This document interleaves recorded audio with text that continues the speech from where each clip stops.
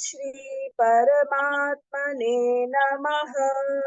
श्रीमद्भगवद्गीता अथ त्रयोदशोऽध्यायः।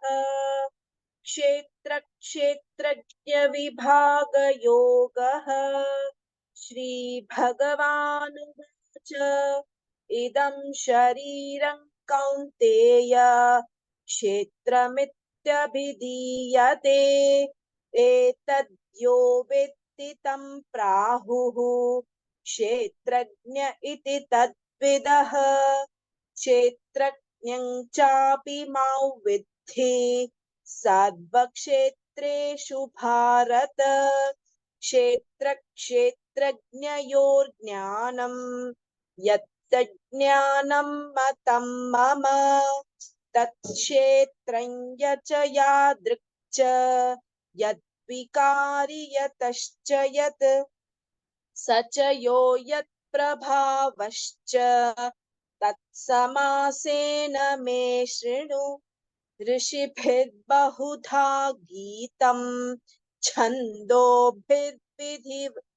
छन्दोभिर्विविधैः पृथक् ब्रह्मसूत्रपदैश्चैव हेतुमद्भिर्विनिश्चितैः।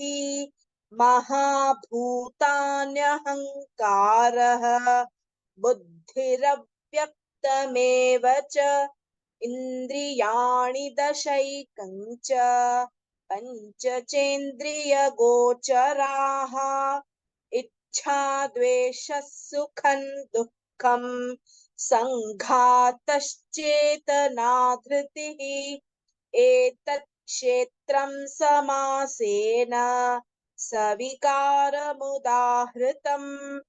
अमानित्वमदम्भित्वम् अहिंसा क्षान्तिरार्जवम् आचार्योपासनं शौचं स्थैर्यमात्मविनिग्रहः। इन्द्रियार्थेषु वैराग्यम् अनहङ्कार एव च। जन्म मृत्युजरा व्याधि दुःखदोषानुदर्शनम् असक्तिरनभिष्वङ्गः पुत्रदारगृहादिषु नित्यं च समचित्तत्वम् इष्टानिष्टोपपत्तिषु मयि चानन्ययोगेन भक्तिरव्यभिचारिणी। विविक्तदेशसेवित्वम् अरतिर्जनसंसदि अध्यात्मज्ञाननित्यत्वम् तत्त्वज्ञानार्थदर्शनम्। एतज्ज्ञानमिति प्रोक्तम् अज्ञानं यदतोऽन्यथा ज्ञेयं यत्तत् प्रवक्ष्यामि। यज्ञात्वामृतमश्नुते अनादिमत्परं ब्रह्म न सत्तन्नासदुच्यते। सर्वतः पाणिपादन्तत् सर्वतोक्षिशिरोमुखम् सर्वतः श्रुतिमल्लोके सर्वमावृत्य तिष्ठति। सर्वेन्द्रियगुणाभासम् सर्वेन्द्रियविपर्जितम् असक्तं सर्वभृच्चैव निर्गुणं गुणभोक्तृ च। बहिरन्तश्च भूतानाम् अचरं चरमेव च सूक्ष्मत्वात् तदविज्ञेयम् दूरस्थं चान्तिके च तत्। अविभक्तं च भूतेषु विभक्तमिव च स्थितम् भूतभर्तृ च संज्ञेयम् ग्रसिष्णुप्रभविष्णु च। ज्योतिषामपि तज्ज्योतिः तमसः परमुच्यते। ज्ञानं ज्ञेयं ज्ञानगम्यं हृदि सर्वस्य विष्ठितम्। इति क्षेत्रं तथा ज्ञानं ज्ञेयं चोक्तं समासतः मद्भक्त एतद्विज्ञाय मद्भावायोपपद्यते प्रकृतिं पुरुषं चैव विध्यनादि उभावपि विकारांश्च गुणांश्चैव विद्धि प्रकृतिसम्भवान् कार्यकारणकर्तृत्वे हेतुः प्रकृतिरुच्यते पुरुषः सुखदुःखानां भोक्तृत्वे हेतुरुच्यते पुरुषः प्रकृतिस्थो हि भुङ्क्ते प्रकृतिजान् गुणान् कारणं गुणसङ्गोऽस्य सदसद्यो निजन्मसु उपद्रष्टानुमन्ता च भर्ता भोक्ता महेश्वरः परमात्मेति चाप्युक्तः देहेऽस्मिन् पुरुषः परः य एवं वेत्ति पुरुषं प्रकृतिं च गुणैः सह सर्वथा वर्तमानोऽपि न स भूयोऽभिजायते ध्यानेनात्मनि पश्यन्ति केचिदात्मानमात्मना अन्ये साङ्ख्येन योगेन कर्मयोगेन चापरे अन्ये त्वेवमजानन्तः श्रुत्वान्येभ्य उपासते तेऽपि चातितरन्त्येव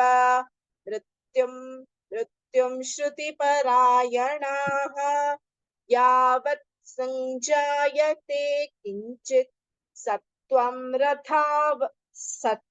स्थावरजङ्गमम् क्षेत्रक्षेत्रज्ञसंयोगात् तद्विद्धि भरतर्षभ समं सर्वेषु भूतेषु तिष्ठन्तं परमेश्वरं विनश्यत्स्व विनश्यन्तं यः पश्यति स पश्यति समं पश्यन् हि सर्वत्र समवस्थितमीश्वरम् न हि नस्त्यात्मनात्मानं ततो याति पराङ्गतिम् प्रकृत्यैव च कर्माणि क्रियमाणानि सर्वशः यः पश्यति तथात्मानम् अकर्तारं स पश्यति यदा भूतपृथग्भावम्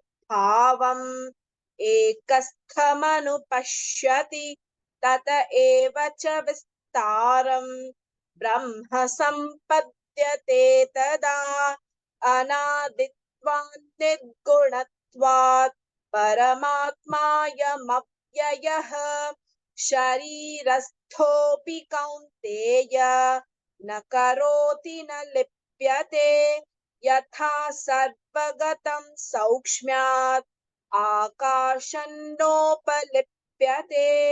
सर्वत्रावस्थितो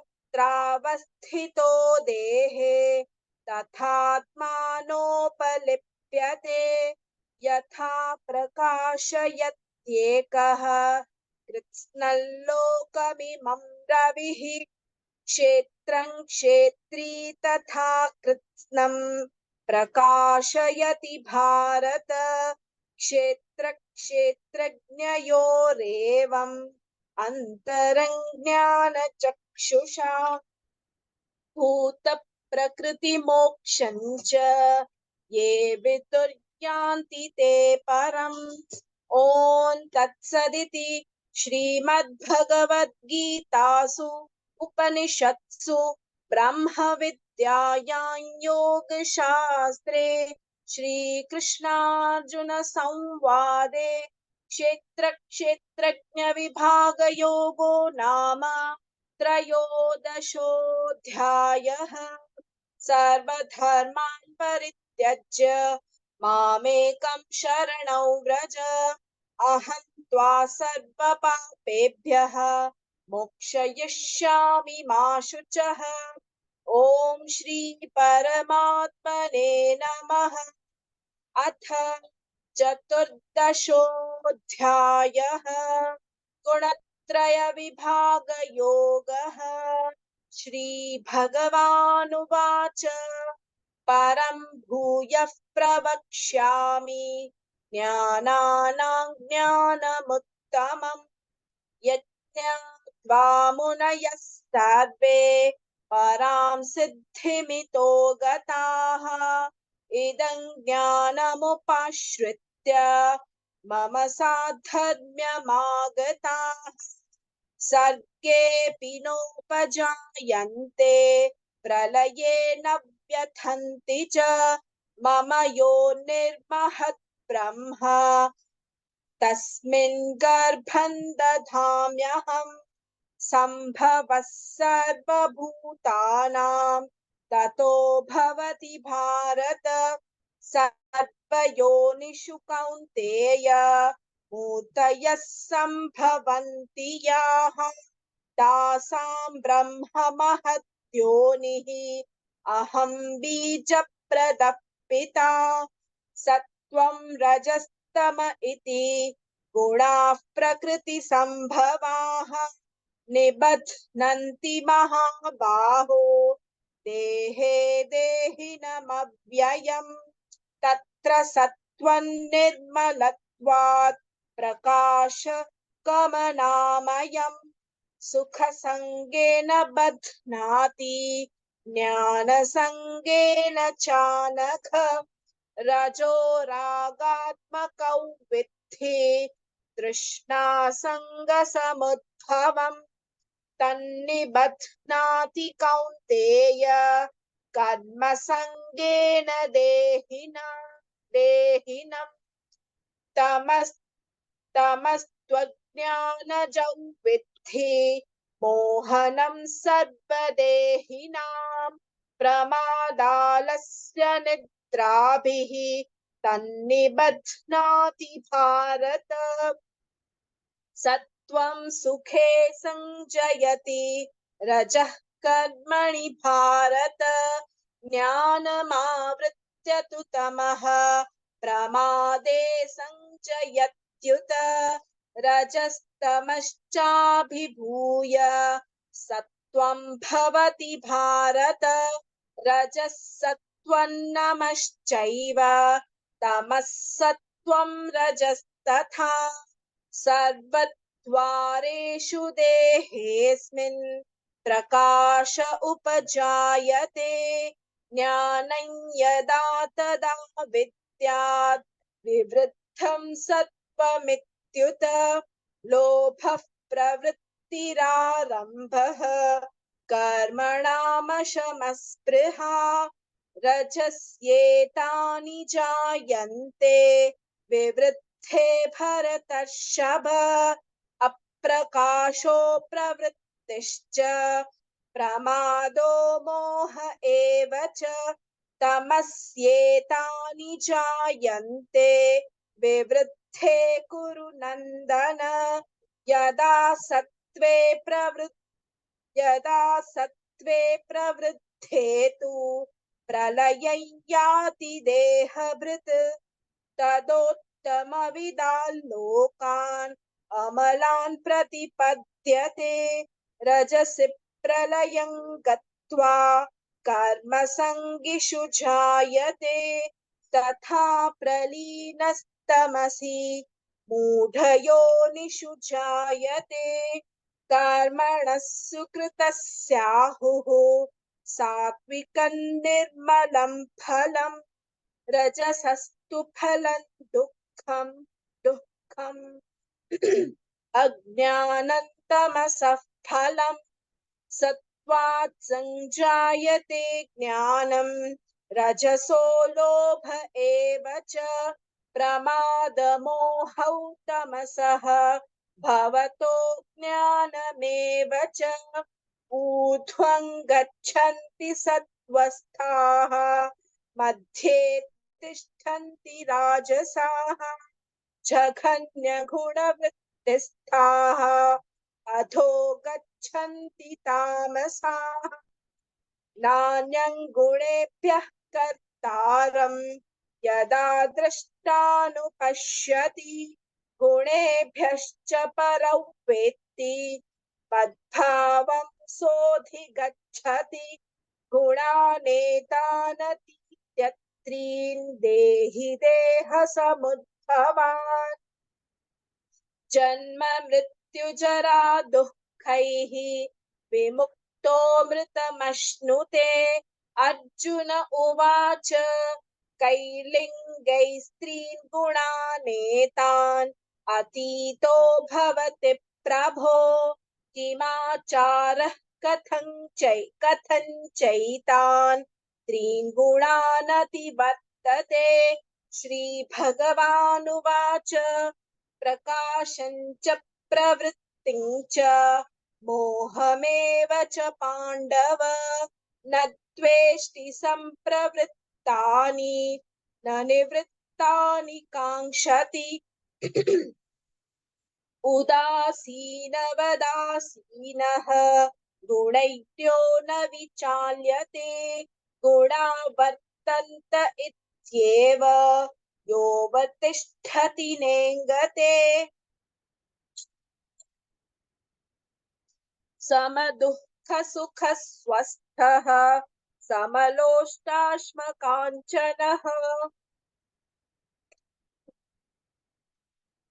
तुल्यप्रिया प्रियो धीरः तुल्यनिन्दात्मसंस्तुतिः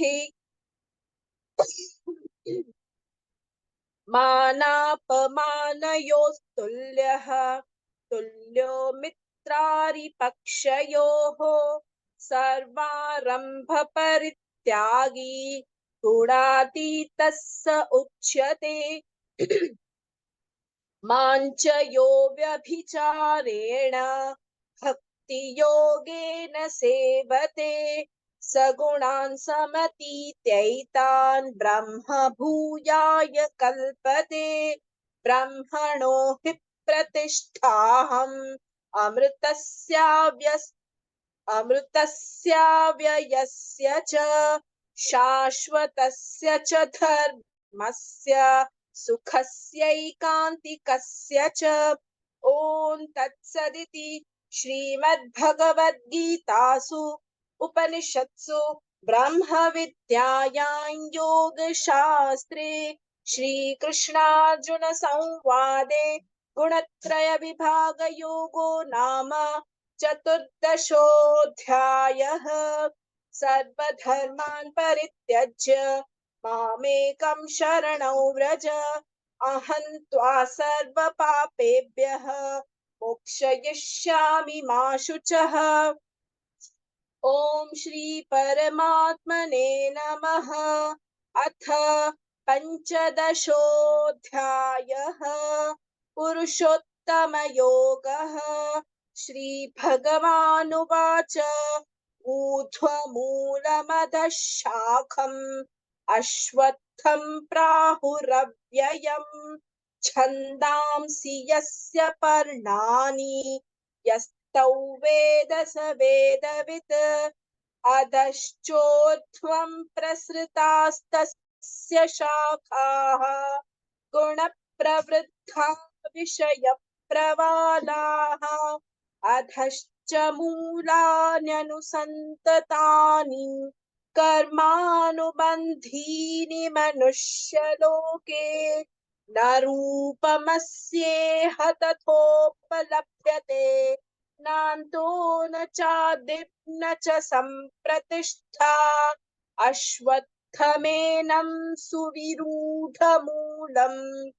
असङ्गशस्त्रेण दृढेन छित्त्वा ततः पदं तत्परिमार्गितव्यम् यस्मिन् गता न निवर्तन्ति भूयः तमेव चाद्यं पुरुषं प्रपद्ये यतः प्रवृत्तिः प्रसृता पुराणी निर्मानमोहाजितसङ्गदोषाः अध्यात्मनित्या विनिवृत्तकामाः द्वन्द्वैर्विमुक्ताः सुखदुःखसंज्ञाः दुःखसंज्ञैः गच्छन्त्यमूढाः पदमव्ययम् तत् न तद्भासयते सूर्यः न शशाङ्को न पावकः यद्गत्वा न निवर्तन्ते तद्धाम परमं मम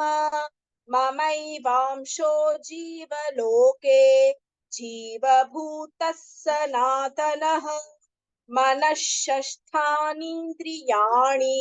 प्रकृतिस्थानि कर्षति शरीरं यदवाप्नोति यच्चाप्युत्क्रामतीश्वरः गृहीत्वैतानि संयाति वायुर्गन्धानि वाशयात् श्रोत्रं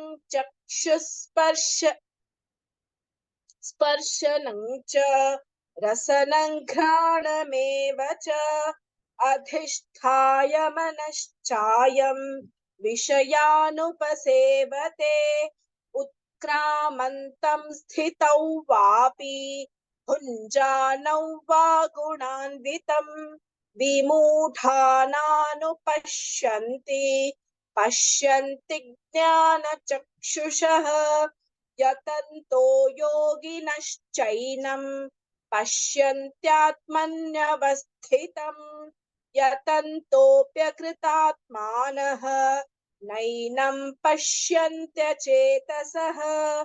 यदादित्यगतं तेजः जगद्भासयतेऽखिलम् यच्चन्द्रमसि यच्चाग्नौ तत्तेजो विद्धि मामकम् गामाविश्य च भूतानि धारयाम्यहमोजसा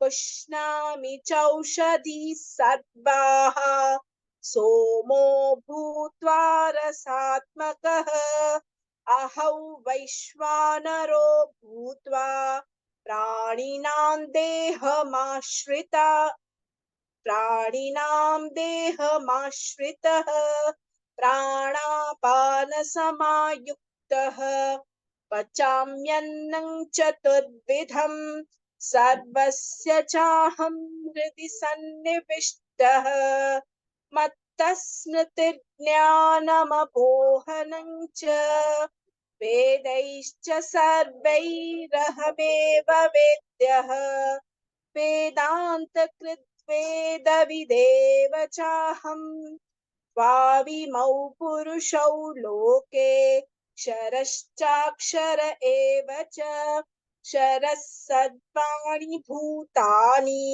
कूटस्थोऽक्षर उच्यते उत्तमः पुरुषस्त्वन्यः परमात्मेत्युदाहृतः यो लोकत्रयमाविश्य